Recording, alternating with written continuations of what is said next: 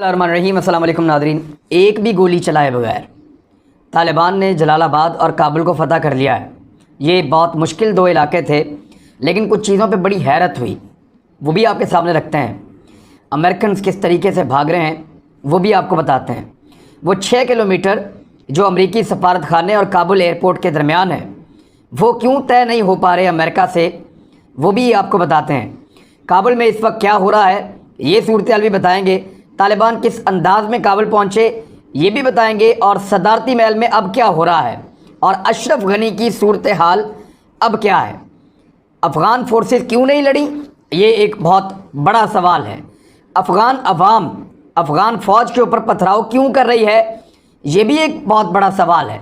खूनी लिबरल्स को पाकिस्तान में और अफ़गानिस्तान में कौन सा नया टास्क मिला है, ये भी एक बहुत अहम सवाल है। ये सारी चीज़ें मैं आपके सामने रखता हूँ अभी चंद मिनट के अंदर। नंबर 1, तालिबान गोली चलाए बगैर काबुल और जलालाबाद में दाखिल हुए और इनको फ़तह कर लिया है। तालिबान ने आम माफ़ी का ऐलान किया है फ़ौजियों को, सरकारी एहलकारों को। उनको ये कहा गया कि आप जाइए, हमसे लिखवाना है लिखवाइए, जिन जिन इलाकों में आप रहते हैं आप उन इलाकों में जाइए, वहाँ पे मौजूद तालिबान आपको कुछ नहीं कहेंगे बल्कि आपको अमान मिलेगा। और अशरफ गनी ने कुछ इतलात के मुताबिक इस्तीफ़ा दे दिया है, कुछ इतलात के मुताबिक वो इस्तीफ़ा देने वाले हैं। हमने एक ट्रेंड शुरू किया, भाग गनी भाग, और वो इस वक्त ट्विटर पे फिर टॉप ट्रेंड कर रहा है। बहरहाल बहुत सारे सुर्खों को, बहुत सारे जो खूनी लिबरल्स हैं उनको इससे बड़ी तकलीफ़ हो रही है, काठे अंग्रेज़ों को, और वो इस पर बड़ा बातचीत कर रहे हैं। उन पर बाद में आएंगे, इस वक्त वो इतने अहम नहीं हैं। काबुल में जब दाखिल हुए तालिबान, तो इन्होंने आकर आज सुबह, यानी जब मैं वीडियो कर रहा हूँ तो 15 अगस्त है, भारत का यौम आज़ादी, तो 15 अगस्त की सुबह सुबह इतवार के दिन तालिबान पहुँच गए थे और इन्होंने घेर लिया था काबुल को चारों जानिब से, और सुबह फजर के बाद ये काबुल के अंदर दाखिल होना शुरू हुए। इन्होंने बिल्कुल लड़ाई नहीं की और सामने से कोई मुज़ामत भी नहीं हुई। बहुत सारे तालिबान जो है वो सड़कों पे सजदे में गिर गए, क्योंकि 20 साल तक इन्होंने पूरी दुनिया की फ़ौज के साथ, यानी बहुत सारे मुल्कों की फ़ोर्स थी, लगभग 30 मुल्कों से ज़्यादा ये लड़े हैं और अकेले लड़े हैं और बड़ी लंबी जंग लड़े हैं। ये थके हुए हैं, ये बहुत लंबा अरसा जंग के मैदान में रहे हैं, और इतनी लंबी जंग लोग नहीं लड़ते, ये नस्लों तक लड़े हैं, और लड़ने के बाद आज अपनी फ़तह हासिल की और वापस अपने मुकाम पर पहुँचे हैं। तो उनकी आंखों में आंसू थे, उन्होंने वो सजदे में गिर गए और वहाँ पे उन्होंने अल्लाह ताला का शुक्र अदा किया। और उसके बाद उन्हें जो फ़तह मिली है वो काबुल पहुँच के उस पर एक स्टैंप लग गई है। अमेरिका और उसके इत्तेहादियों ने जिस फ़ौज की तैयारी पर लगभग 100 अरब डॉलर खर्च किए, यानी पाकिस्तान का टोटल कर्जा जो है BBC के मुताबिक वो 115 अरब डॉलर से कुछ ज़्यादा है, और ये जो फ़ौज है अफ़गानिस्तान की, ये 100 अरब डॉलर से ज़्यादा से बनी है, यानी इतनी बड़ी और तगड़ी फ़ौज है। इस फ़ौज के पास, यानी अकेले अमेरिका ने 88 अरब डॉलर खर्च किए हैं, इंडिया ने अलग पैसे खर्च किए, बरतानिया ने अलग पैसे खर्च किए, नेटो के मुल्कों ने अलग पैसे खर्च किए, फ्रांस मदद करता रहा, सब ने मदद की है, बहुत तगड़ी फ़ौज बनाई। लेकिन जितना पाकिस्तान ने दुनिया का कर्जा देना है उतने पैसे तो इन्होंने फ़ौज बनाने पर लगा दिए। इतनी बड़ी और तगड़ी फ़ौज, इनके पास जदीद हथियार हैं, स्नाइपर राइफल्स हैं, आर्टिलरी है, एयरफोर्स है, गनशिप हेलीकॉप्टर हैं, जेट तैयारे हैं, ड्रोन्स हैं, और जदीद गाड़ियां हैं, बख्तरबंद गाड़ियां हैं, आर्मर्ड गाड़ियां हैं। इनके पास बेशुमार असला है और तादाद में भी बहुत ज़्यादा है, लगभग 3 लाख थे। तो इन्होंने 1 लाख से कम तालिबान का मुकाबला नहीं किया, ये वो मुकाबला उनका कर ही नहीं पाए। वो फ़ौज क्यों नहीं लड़ी जिसके पीछे पूरी दुनिया खड़ी थी? वो फ़ौज क्यों नहीं लड़ी जिसके पास दुनिया के बेहतरीन हथियार थे? वो फ़ौज क्यों नहीं लड़ी जो तादाद में भी ज़्यादा थी? यहाँ हमें एक सबक मिलता है कि फ़ौज सिर्फ तब लड़ती है जब फ़ौज के पीछे उनकी आवाम खड़ी हो। फ़ौज के पीछे से अगर आवाम की सपोर्ट निकल जाए तो फ़ौज जितनी मर्ज़ी तगड़ी हो, जितनी मर्ज़ी बड़ी हो, जितने मर्ज़ी जदीद हथियार हों, वो नहीं लड़ सकती। अफ़गान फ़ौज से, यानी पाकिस्तान का टेस्ट मैच अभी चल रहा है और उधर जंग ख़त्म हो गई है। बहुत जल्दी से एक एक दिन में 10-10 उन्होंने सूबाई दारुल-हुकूमत फ़तह किए हैं, बहुत तेज़ी से कामयाबी हासिल की है।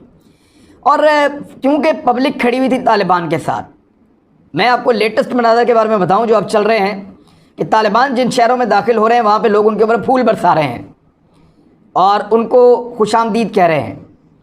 और یہ فوج جس شہروں سے نکل رہی ہے وہاں لوگ ان کی گاڑیوں پہ پتھر برسا رہے ہیں، ان کو گالیاں دے رہے ہیں کہ تم نے افغانستان پر قبضہ کر کے رکھا اور تم امریکنز کی اور غیر ملکیوں کی فوج بن کر ان کا کام کرتے رہے اس ملک کے اندر۔ لہذا اب پبلک کی سپورٹ نہ ہونا ایک فوج کے لیے موت ہوتی ہے۔ پاکستانی اس بات کو خاص طور پہ سمجھ جائیں، یہاں جتنا پروپیگنڈا کیا جاتا ہے، جو کچھ کیا جاتا ہے، کوشش صرف اتنی ہے کہ پاکستان کی فوج کے پیچھے سے پاکستان کی عوام کی سپورٹ نکل جائے۔ جس دن وہ نکل گئی تو آپ نے افغان فوج کا حال دیکھ لیا ہے، جدید ترین ہتھیار، جدید ترین ایئر فورس، جدید ترین ٹریننگ، تعداد میں بھی بہت زیادہ، لڑ ہی نہیں سکے۔ ہماری فوج کیوں اپنے سے 10 گنا بڑے دشمن سے لڑ پڑتی ہے؟ وجہ یہ ہے کہ آپ کی سپورٹ ہے اس کے پیچھے، تو یہ سپورٹ ہمیشہ رہنی چاہیے۔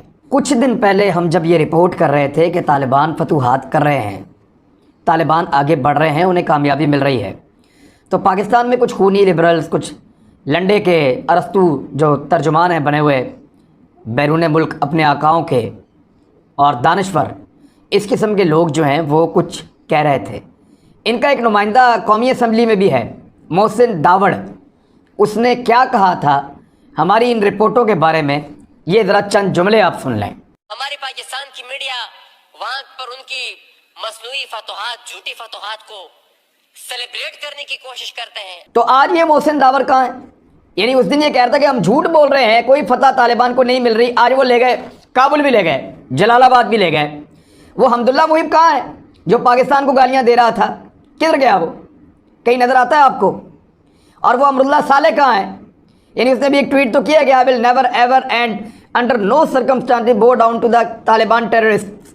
I will never betray the soul and legacy of my hero Ahmad Shah مسعود۔ ویسے احمد شاہ مسعود کے بارے میں یہ کہہ رہے ہیں میں کبھی ہتھیار نہیں ڈالوں گا اور کبھی جھکوں گا نہیں طالبان دہشت گردوں کے آگے، اور میں کبھی بھی اس کی روح سے غداری نہیں کروں گا جو احمد شاہ مسعود تھا، دا کمانڈر، دا لیجنڈ، اور دا گائیڈ، جس نے ہمیں گائیڈ کیا تھا، اور میں کبھی بھی ڈس اپوائنٹ نہیں کروں گا اپنے سننے والوں کو، اور طالبان کے آگے کبھی نہیں جھکوں گا، یہ اس نے کہا ہے۔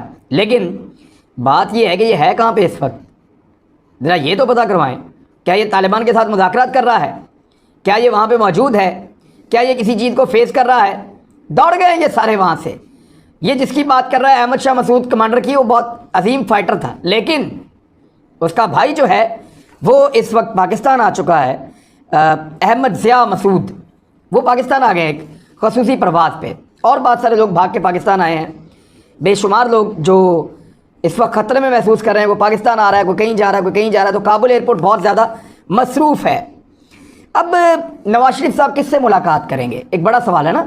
پاکستان کے ان کو فکر رہتی ہے کہ تعلقات دوسرے ملکوں سے اچھے رہنے چاہیے، تو حمداللہ محب کہاں ہے جس سے نواز شریف صاحب نے ملاقات کی تھی؟ اور اس ملاقات کا کیا فائدہ ہوا؟ اس کا عہدہ بھی گیا، اس کی حکومت بھی گئی، اور اس کا اقتدار بھی ختم۔ میاں صاحب نے کیوں ملا اس سے؟ کیا اب میاں نواز شریف صاحب طالبان سے بھی ملیں گے پاکستان کے تعلقات بہتر کرنے کے لیے؟ اس سوال کا جواب ہم سنبھال کے رکھیں گے، اس پہ بعد میں بات کریں گے۔ دنیا نے پاکستان پہ الزام لگایا کہ پاکستان نے طالبان کو سپورٹ کی، لیکن افغانستان سے کوئی ایک ہتھیار، کوئی ایک گولی، کوئی ایک ٹینک، کوئی ایک ارٹلری، کوئی ایک ہیلی کاپٹر، کوئی ایک لڑاکا طیارہ، کوئی ایک گرنیڈ، کوئی ایک راکٹ لانچر، کوئی ایسی چیز نہیں دکھا سکے جو پاکستان نے بھیجی ہو کہ جناب جا کے لڑیں، یا جو پاکستان کی بنی ہوئی ہو پاکستان نے دی ہو ان کو کہ جا کے لڑیں۔ تو ایسا نہیں ہوا، ایسا نہیں۔ فرض کریں اگر پاکستان نے چند ہزار لوگ پاکستان سے گئے بھی ہیں لڑنے کے لیے وہاں پہ، اول تمہیں پتہ ہی نہیں وہ افغان ہیں، یہاں پہ رہتے ہیں، وہاں پہ بھی رہتے ہیں، مہاجرین ہیں، وہ یہاں پہ آئے ہوئے ہیں۔ فرض کریں اگر چند ہزار لوگ گئے بھی ہیں تو لاکھوں کی فوج بہترین ہتھیاروں کے ساتھ ان کے ساتھ لڑ کیوں نہیں سکی؟ اور پاکستان سے بھیجے ہوئے اگر 2-4 ہزار بندے اتنے طاقتور ہیں تو اس کا مطلب ہے کہ دنیا کو چاہیے کہ وہ پاکستان کو سپر پاور تسلیم کر لے، جس نے اس خطے میں 2 سپر پاوروں کو شکست دی ہے۔ اول تو ہم یہ کہہ نہیں رہے، ہمارا یہ کلیم نہیں ہے، لیکن اگر ہم پہ الزام لگاتے ہیں تو پھر یہ مانیں کہ ہم نے 2 سپر پاوروں کو یہاں پہ افغانستان میں شکست دی ہے اور بغیر زیادہ لڑے۔ اب لوگ افغان فوجیوں کی گاڑیوں کو جو ہے وہ پتھر مار رہے ہیں، طالبان کی گاڑیوں کے اوپر پھول برسا رہے ہیں۔ خونی لبرلز کو جو نیا ٹاسک ملا ہے وہ کیا ہے، ذرا سن لیں آپ، کہ عورتوں اور بچوں کی زندگیاں انتہائی مشکل میں ہیں، اس کو برائے مہربانی سیلیبریٹ نہ کریں، خاموش ہو جائیں۔ آپ عورتوں کی فکر کریں، بچوں کی فکر کریں، ان لوگوں کی فکر کریں جو بھوکے ہیں، جو ایسا کچھ نہیں ہے۔ ایک گولی نہیں چلی کابل میں، جب امریکنز آئے تھے اور انہوں نے آ کے کارپٹ بمبارمنٹ کی تھی تب یہ سارے خونی لبرلز چپ تھے۔ جب ڈرون سے حملے ہوتے تھے تب یہ سارے چپ تھے، جب وہاں پہ غیر ملکیوں کی جنگ مسلط تھی اور لوگ بیچارے بے گھر ہو رہے تھے تب یہ سارے چپ تھے، لیکن اب جب طالبان بغیر گولی چلائے فتح کر رہے ہیں علاقوں کو تو یہ چپ نہیں ہیں، اب یہ کہہ رہے ہیں بہت برے حالات ہو گئے۔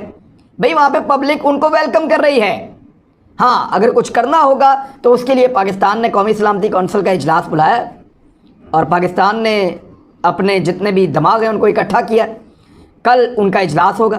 آج بھی سارا دن میٹنگز ہوتی رہی ہیں اور بڑی اہم ترین ڈسکشنز ہوئی ہیں، پاکستان نے سارے ایشو پہ نظر رکھی ہوئی ہے۔ کابل ایئرپورٹ پہ سچویشن بہت عجیب ہے، امریکی ہیلی کاپٹرز امریکی سفارت خانے سے لے کر کابل ایئرپورٹ تک لگاتار پروازیں کر رہے ہیں، یعنی یہاں امریکن سفارت خانے سے وہ بندوں کو اٹھاتے ہیں، سامان کو اٹھاتے ہیں، کابل ایئرپورٹ جاتے ہیں، پھر واپس آتے ہیں، پھر جاتے ہیں۔ انہوں نے 5000 بندہ بھیجا ہوا ہے صرف یہ انخلا کرنے کے لیے، اپنے لوگوں کو نکالنے کے لیے۔ اور کابل میں جو امریکی سفارت خانہ ہے وہاں پہ لگاتار آگ جل رہی ہے، اور وہ جو آگ جل رہی ہے اس میں بہت زیادہ دھواں اٹھتا ہوا دور دور سے نظر آ رہا ہے، اور الجزیرہ نے اس کو رپورٹ کیا ہے کیونکہ وہ قیمتی سامان اور وہ ریکارڈ جو امریکہ نہیں چاہتا کسی کے ہاتھ لگے وہ اس کو فوری طور پہ ضائع کر رہے ہیں، اور باقاعدہ لوگ گئے ہیں جو کیمیکلز کے ساتھ ان چیزوں کو ضائع کر رہے ہیں تاکہ کبھی بھی یہ کرامت نہ رہے اور ان کے مخالفین کے ہاتھ وہ چیزیں نہ لگیں۔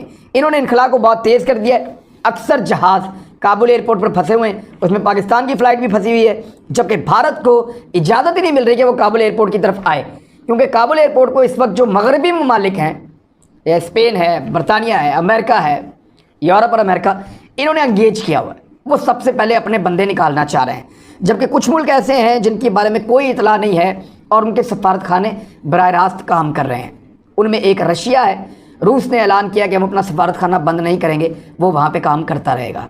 کیسی عجیب بات ہے، یہ طالبان پہلے روسیوں سے لڑے اور ان کو شکست دی، آج وہی روس طالبان کی واپسی پر اپنا سفارت خانہ بند نہیں کر رہا ہے نا عجیب چیز، لیکن ہے۔ چین اپنے سفارت خانے کے بارے میں یا اپنے لوگوں کے بارے میں فکر مند نہیں ہے، وہ بھی وہاں موجود ہیں۔ پاکستان کی ایمبیسیاں اس وقت فل کام کر رہی ہیں اور بھارتی یوم آزادی پر بھارت سوگ منا رہا ہے کہ بھارت نے جتنی انویسٹمنٹ کی تھی پاکستان کے خلاف، بھارت نے جتنی سرمایہ کاری کی تھی پاکستان کو تباہ کرنے کے لیے، وہ ساری کی ساری ضائع ہو گئی ہے۔ بلکہ بھارت ایک عجیب و غریب بکھلاہٹ میں کرتا ہے عجیب و غریب کام۔ اس کا میڈیا بنو میں پاکستانیوں کی ایک شادی ہو رہی تھی ہمارے پشتون روایات کے مطابق، تو پشتون اسلحہ پہن کے بھی ڈانس کرتے ہیں، رقص کرتے ہیں شادیوں میں، تو وہ جو رقص کی ویڈیو ہے پشتون شادی کی بنو سے، اس کو بھارتی میڈیا دکھا رہا تھا کہ طالبان جشن منا رہے ہیں جیتنے کے بعد۔ ایسے تھوڑی جنگ کے بعد جشن مناتے ہیں طالبان، وہ جب کریں گے تو آپ کو پتہ چل جائے گا وہ کس طرح اناؤنس کرتے ہیں، لیکن وہ بنو کی ایک شادی کو شو کر رہے ہیں کہ جیسے طالبان جشن منا رہے ہیں۔ اس وقت جو طالبان کے اہم ترین لوگ ہیں ان کے بارے میں آپ کو بتا دیتا ہوں جو سارے معاملات سنبھال لیں گے۔ نمبر 1 تو ملا عمر کے بعد آپ کو پتہ ہے کہ ملا منصور اختر جو ہیں وہ سربراہ بن گئے تھے 2013 میں۔ 2016 میں امریکہ نے ان کو ڈرون حملے میں جو ہے وہ ہلاک کر دیا، اور ان کی جان جانے کے بعد حیات اللہ اخونزادہ طالبان کے سربراہ بنے ملا اختر منصور اختر کی شہادت کے بعد۔ تو یہ ابھی بھی حیات اللہ اخونزادہ جو ہیں وہ طالبان کے سربراہ ہیں، اور انہیں جو طالبان ایک جنگجو سے زیادہ ایک روحانی شخصیت کے طور پہ جانتے ہیں۔ پھر ایک عبدالغنی برادر، ملا برادر جن کو آپ کہتے ہیں، 2010 میں پاکستان نے ان کو گرفتار کیا تھا، 2018 میں امریکی درخواست کے اوپر پاکستان نے ان کو آزاد کیا تھا، اور یہ قطر چلے گئے، وہاں انہوں نے معاہدے کیے، اور یہ بھی بڑی ایک اہم شخصیت ہیں جن پہ پاکستان اور امریکہ کے درمیان جو جتنے بھی وہ ہوئے معاہدے، اس میں ان کا بڑا اہم رول تھا اور آئندہ ان کا بڑا اہم رول ہوگا۔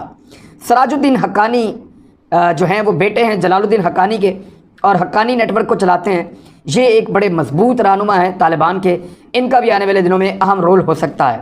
ملا عمر کے بیٹے ملا یعقوب یہ بڑی اہم شخصیت ہیں۔ ملا عمر کیونکہ بہت بڑا نام ہے طالبان کے لیے، اور جو کچھ انہوں نے کہا وہ ٹھیک ہے اور وہ صحیح ثابت ہو رہا ہے۔ یعنی ملا عمر نے کہا تھا کہ ہم سے فتح کا وعدہ اللہ تعالیٰ نے کیا ہے اور ہمیں شکست دینے کا وعدہ بش نے کیا ہے، تو دیکھتے ہیں کس کا وعدہ پورا ہوتا ہے۔ تو آج 20 سال کے بعد جو ہے وہ اللہ کا وعدہ پورا ہو رہا ہے۔ طالبان اس قسم کی چیزیں بتا رہے ہیں، ان کے سوشل میڈیا کے اوپر بھی یہ چیزیں آ رہی ہیں۔ بہرحال ان کے بیٹے ملا یعقوب جو ہیں وہ اس وقت طالبان کی جو فوج ہے اس کا جو جنگجو ان کا جو گروپس ہیں جو ان کے مجاہدین ہیں ان کے سپریم لیڈر ہیں وہ اس وقت، اور ان کو جیسے آپ جرنیل کہہ سکتے ہیں، وہ ان کے فوجی جرنل ہیں۔ मुल्ला उमर के बेटे मुल्ला याकूब।